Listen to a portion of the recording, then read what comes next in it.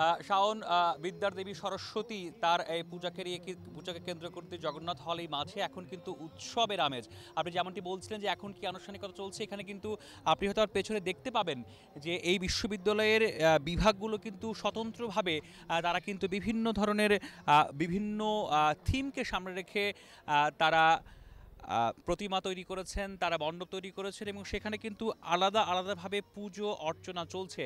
আপনি হয়তো সামনে দেখতে পাচ্ছেন যে প্রত্যেকটি মণ্ডপের সামনেই কিন্তু দলবদ্ধভাবে শিক্ষার্থীরা কিন্তু বিদ্যার দেবী সরস্বতীকে অর্ঘ্য প্রদান করছেন, ভক্তি নিবেদন করছেন এবং কামনা করছেন বিদ্যা, জ্ঞান এবং আলো।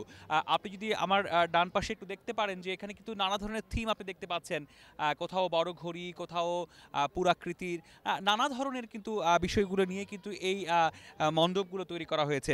আমি এখানে কথা বলেছিলাম অনেকের সাথে, তার সাথে তারা কিন্তু বারবার বলছেন যে ঢাকা বিশ্ববিদ্যালয়ের এই আয়োজন কিন্তু শুধুমাত্র সনাতন ধর্মাবলম্বীদের জন্য নয়, এটা কিন্তু সবার জন্য এই আয়োজন। সব ধর্মের, সব বর্ণের শিক্ষার্থীরা, নানান শ্রেণী পেশার মানুষ তারা কিন্তু জগন্নাথ হলের এই মাঠে আসছেন।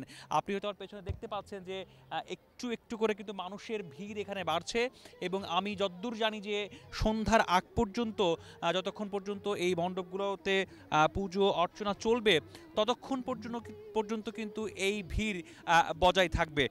শাওন, আরেকটি বিষয় জানিয়ে রাখি যে এই পুজো মণ্ডপের নিরাপত্তা নিশ্চিত করার জন্য কিন্তু যথেষ্ট ব্যবস্থা নেওয়া হয়েছে এবং জগন্নাথ হলের মাঠ থেকে শুরু করে, অর্থাৎ যেখানে পুজো অর্চনা চলছে সেখান থেকে শুরু করে বাইরেও বিভিন্ন এলাকা কিন্তু সিসিটিভি ক্যামেরার আওতায় আনা হয়েছে।